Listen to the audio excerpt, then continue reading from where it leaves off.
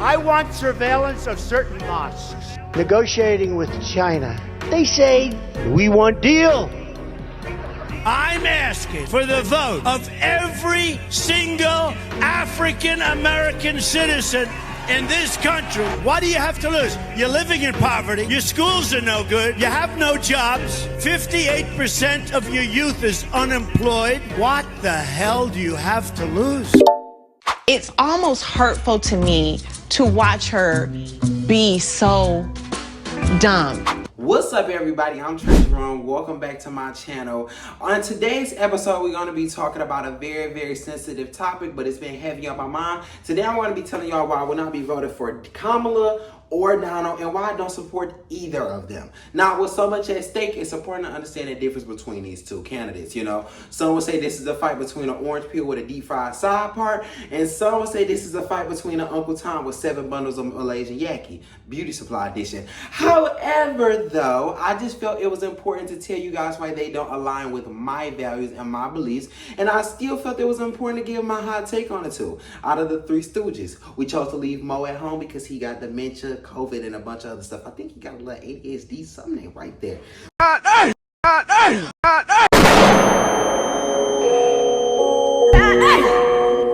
Let's just be real, okay? By now y'all probably know I'm not a fan of anyone in the idiotic trinity. However, I'm still going to give y'all a deep dive on the two, right? Kamala and Trump. So let's start with Trump, right? Trump is very weird, odd, and strange to me, but I'm going to be fair, okay? Now, what a lot of people don't know about Trump is a real estate tycoon, right? He earned his fortune off of his daddy's fortune, which in my book, I don't see anything wrong with that.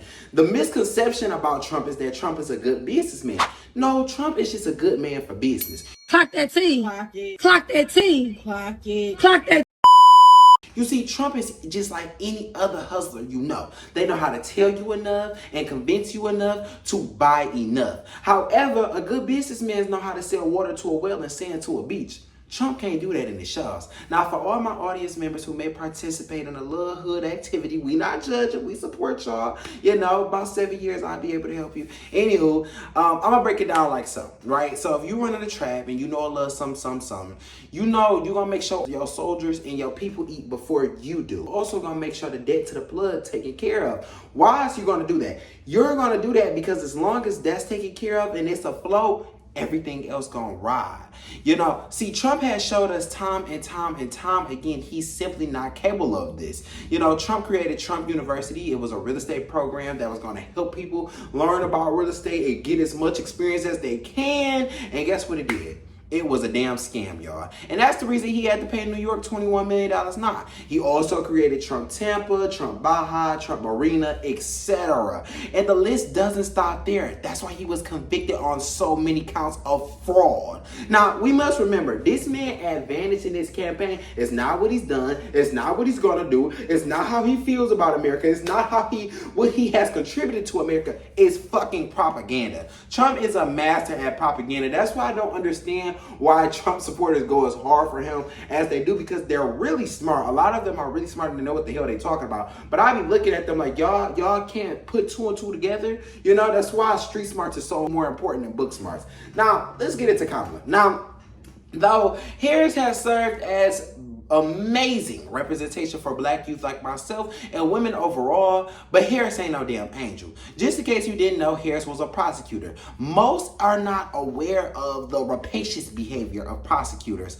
But just to inform you guys, a prosecutor's job is to seek justice by providing or evidence or proving that someone committed a crime. However, when a prosecutor behaves rapaciously, it means that they are aggressively trying to win at any cost, often ignoring all fairness or ethics. You know, this can include adding extra time on sentencing, you know, pushing for harsh punishments, withholding evidence, I don't know, using questionable tactics just to secure conviction. Sort of like what happened to the Central Park Five. And I think a lot of people don't understand that about prosecutors. You know, the biggest misconception about the courtroom is that the judge is the one with the power. Actually, no, it's the prosecutor, because the prosecutor is the one that decides if they even have a case or not. As someone whose family has been a victim of the criminal justice system and overall has just seen how law enforcement abuses their power, I don't fuck with prosecutors. Do you hear me?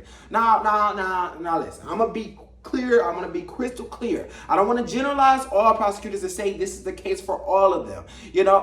But I just don't like prosecutors. I haven't met one prosecutor that I like. And aside from her previous careers, she just comes off as patronizing to me. Everyone I know from California is not for her at all. Now, Trump, he's a conservative. He pushes the America First agenda, advocates for deregulation, as well as tax cuts for the wealthy. He also has strict immigration policies. Now, a lot of y'all do not understand what is a Republican or a conservative. I'll break it down to you like this, right?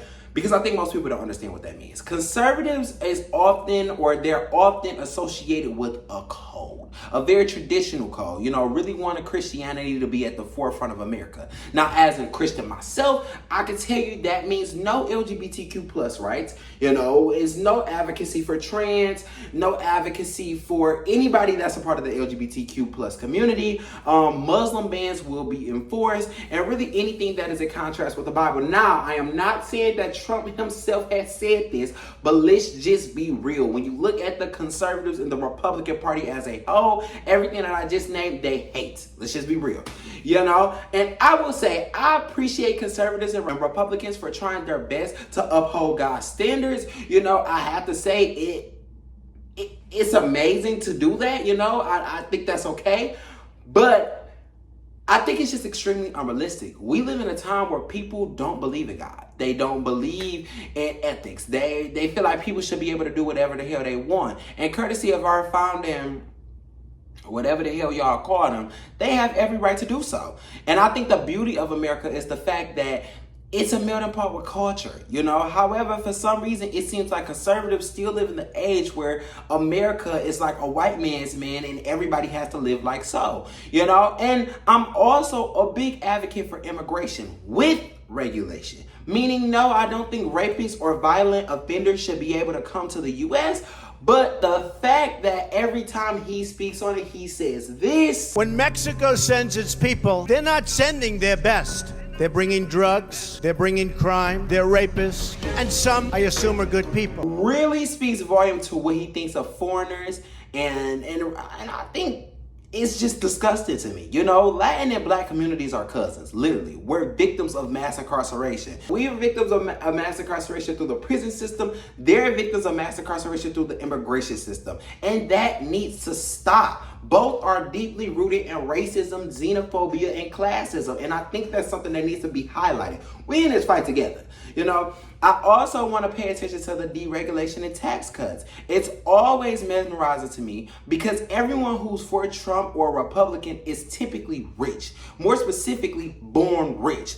It seems the agenda for most conservatives is to keep the rich rich.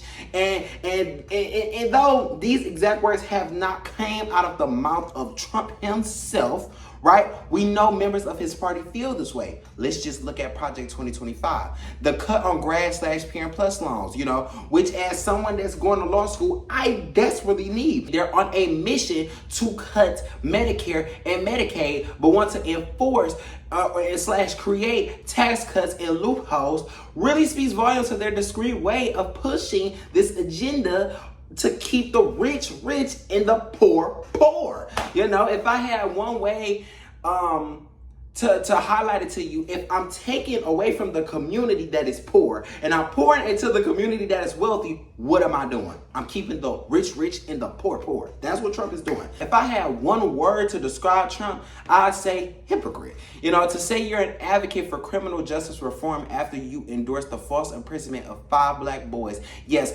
5 innocent Black men went to jail for a crime they undoubtedly did not commit, and Trump and that tight-ass lace front was at the forefront of it, and he endorsed it. And this who y'all want for president? Better believe that I hate the people that took this girl and raped her brutally. You better believe it. And it's more than anger, it's hatred. And I want society to hate him. Now, for you to say you putting America first, when the members of your party are actively trying to push Project 2025, which will do nothing but serve as hardship of the poor, right?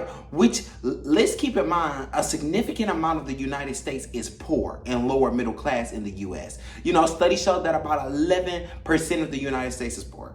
That sounds like a little, right? But it's actually 36 million people. Then to pride yourself on being there for our community when you've capitalized off of our ignorance is ass backwards. And when I say ass backwards, I'm not talking about the smell of his dumpster juice ass breath. But I'm not talking about that chunky deep fried ass bang. I'm talking about his hypocrisy and ignorance. That's just my beliefs.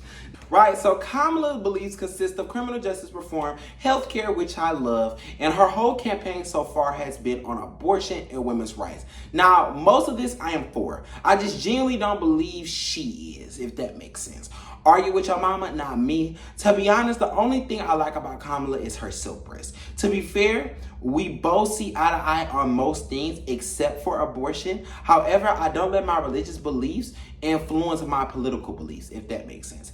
If I'm being honest, it's just something about Kamala. I don't know what the hell it is. I don't trust her, and I wouldn't bet my lunch money on her neither. And I don't think anyone in Congress would either. And to us, that may seem like, okay, that's a problem within Congress. That has nothing to do with us, but it's actually a huge problem. And by huge, I mean huge as hell. Unfortunately, we live in a country with every phobia and ism embedded into it. Now, let's look at Kamala, right? She's black. She's a woman. She's not in favor of anyone that's major. She has a lot riding against her right now. And in order for her to win, she's going to need to demand respect at a minimum from the people. Now, by now, most of y'all thinking, well, why not vote for Kamala? Because most of my views align with Kamala's views. But I'm going to just be real. Fun fact about me, I don't vote. I talked about this on my channel earlier and y'all ate me the hell up in the comments. Let me explain to y'all why I don't vote. I don't believe African Americans should vote. If you ask the average black person why they vote, they're going to tell you one or two things, right? They're going to say, well, one, I feel like we should vote because our ancestors couldn't. Or two, I feel like we should vote because it's going to give our people an advantage or so we could get ahead. Let me break this down to y'all like this. The Latin word for economics is economia. It translates into English as the study of lack. Now, what does that mean? That tells us you can't have an economy without someone or something lacking. We got to remember, the first thing that was sold on Wall Street was a slave. So when I hear people like Trump say black jobs, he's referring to poor jobs that most African Americans, unfortunately, have to work. Because if it's not off the back of African Americans, we have no economy in the United States. So when you guys go out and put false hope into these politicians to get ahead, what you're doing is hoping they're going to flip the economy upside down, putting a minority at the top and the majority at the bottom. That doesn't even sound right because it don't make no goddamn sense. However, what we could do as African Americans is the same thing Asians do, the same thing Jewish people have done, the same thing Arabs are doing right now, right? We can build our own economy. We can build our own infrastructure, prioritize ownership, not a politician that doesn't give a damn about anything but power. I said this on my YouTube channel and I still stand on it. The Asian dollar stays in that community for 28 days. The Jewish dollar stays in that community for 19 days. The white community, 17 days. Our community, 6 hours. It's time we build our own community and stop depending on a goddamn government that was literally meant to oppress and systemically oppress y'all. I don't understand. If something keeps oppressing you, why the hell do you want to keep relying on it? Do that make sense? No. I believe it's crucial to stay informed and vote for the person who truly represents your values. Thank y'all for watching, and don't forget to like and comment for more content. Thank you guys. Appreciate y'all. Subscribe!